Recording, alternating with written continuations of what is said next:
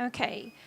Um, I've been teaching for about 22 years now, and through these 22 years, I've noticed that there's been about 2 students who have become engineer majors.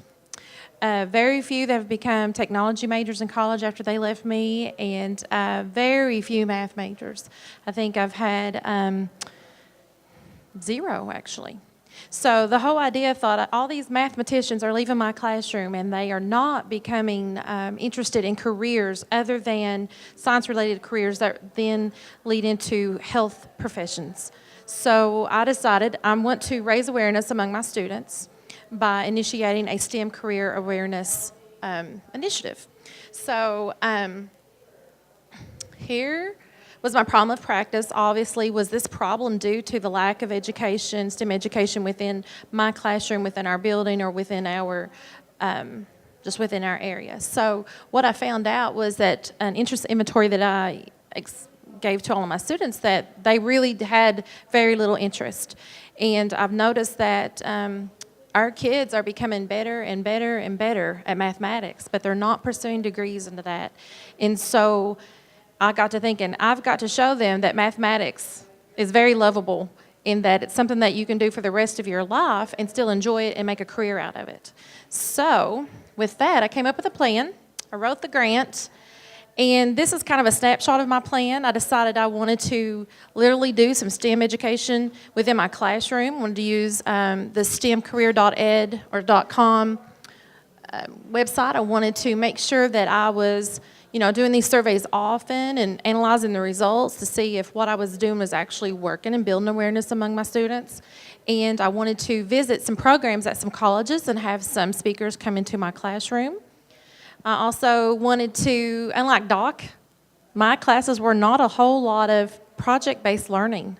And I thought, I'm going to show these kids that we can use our math to build products, and we can look at the engineering process. Actually, today with my sub, my pre-cal kids are building some catapults. So they're building a prototype while I'm gone, because they don't need me for that. They just need time to work in class. So that was their work today. Tomorrow we're going to look at the prototypes and we're going to test for precision, accuracy, and strength. And then after we do some tests with that, they are then going to do some reflection, and they'll get a second chance to build a second model of their catapult. We also wanted to participate again in Impact Day at MSU. That is something we always did in the past, but with budgets getting tighter at schools, it's sometimes hard to take care of the busing and take care of the registration. So that's another thing that we always like doing at MSU, Morehead State University, going to the Math, Physics, Advanced Technology Day there. And lastly, just like I said, I wanted to show them some of that STEM in the real world. We had the transportation department engineers come in with their presentation. We also, the mechanical engineer speaker have come in, a network engineer demo, and we wanted to do a Skype session with one of my recent graduates.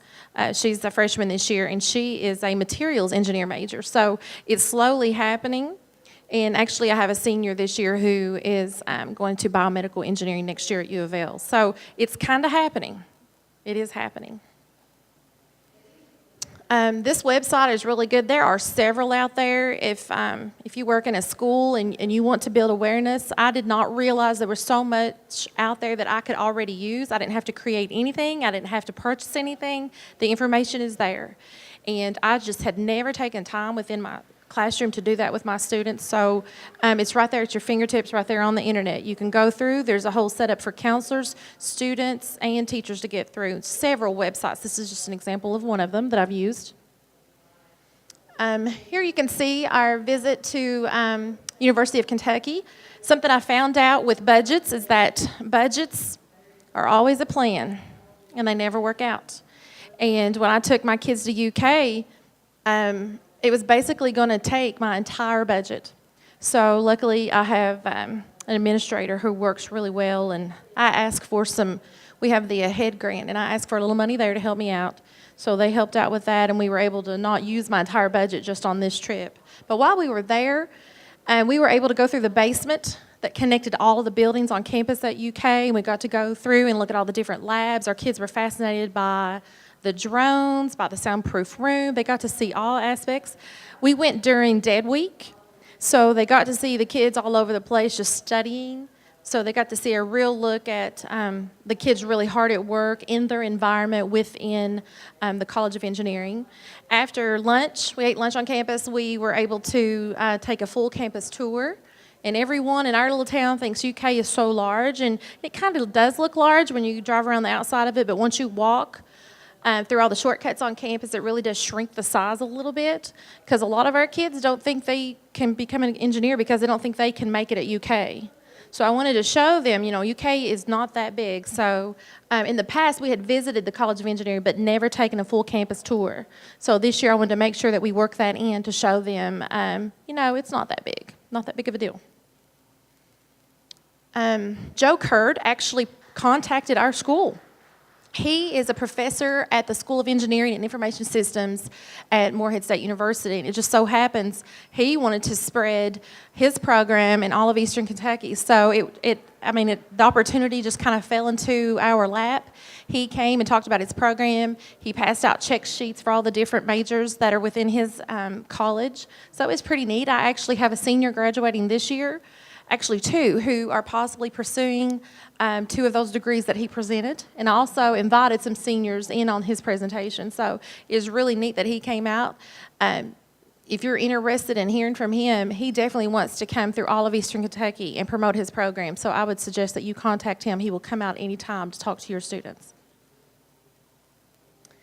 Here are some snapshots from our participation at Impact Day at MSU. You can see here is the lab that they did over there. This was one of the favorites that they always love, sitting on, spinning, and throwing a little ball. I guess it was a tennis ball over this right here. He did really well. That's one of my students who actually got the highest score of that session. So that was really fun to watch, and they really enjoyed that.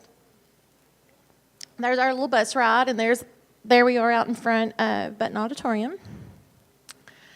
I noted earlier that today they are actually building catapults, so we're really looking at the engineering design process in my classroom. So the kids are, we talk about the story of WD-40, we talk about all those different things, but this week has been all about doing some projects within my classroom. Okay. Here we made some connections with sound waves, and I started a lesson before my trig unit last semester, and I showed them this picture. And of course, they knew it was a sound wave. But there's a neat story behind it, and they got really interested in the trig behind this. This is a tattoo on a mother's arm. She had lost her child, but had a recording of her child saying, "I love you more." So she took the recording, and she played it so that a sound wave was created on an image, and then she had this image tattooed on her arm. So it's a beautiful story. And I opened my trig unit with it, and it was just neat that kids, they typically think trig is just all of that you see on the ACT, and, of course, trig is so much more than that. But it was a really neat story that I came across.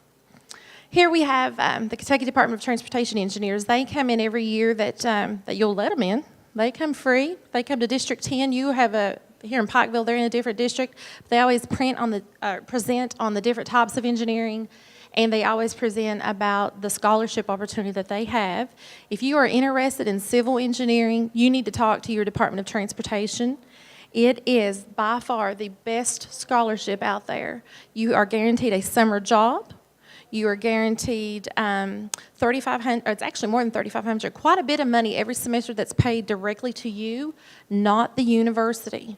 So if the university gives you scholarships, there's about 3 or 4 different universities you can go to. If the university gives you scholarships, this money comes to your pocket. And then when you graduate, you are guaranteed a job at the Department of Transportation in Kentucky. It is wonderful, wonderful opportunity. If you drive down the parkway through Magoffin County, you can see all of the work that's going on. And these guys have been a part of that planning. We got to ask some really neat questions about all the things that are happening in Magoffin County. There they are again. And so what did the data reveal after the initiative that I have started and not finished, and I will never finish? I have decided that I have to do more of this, whether I have money or not, whether I can take them places. I have to do more in my classroom to promote the love of math and the love of how math can be applied, and even the advanced technology and the engineering.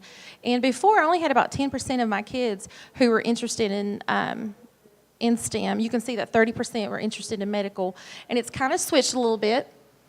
Our kids who are gifted in math and science tend to go the medical direction, and I think that's due to the job outlook in our area. They can see that you can be employed as a doctor or as a pharmacist, but they don't see the engineers on the side of the road the way I see them. So you can see the data has revealed a little bit of change there in career interests this year. And my next steps, I actually have a survey and mapping major. It's a parent. He's going to come in and talk to my classes. A network engineer, which is my brother. I'm going to get him in there talking about a few things. More problem-based learning, of course. And I'm going to explore maybe what some of my friends at other schools are doing within their classrooms to promote STEM. Just kind of build on this a little bit. And do a collaboration with the science department. And, of course, if possible, more grant proposals. Need more money. Okay? That's it.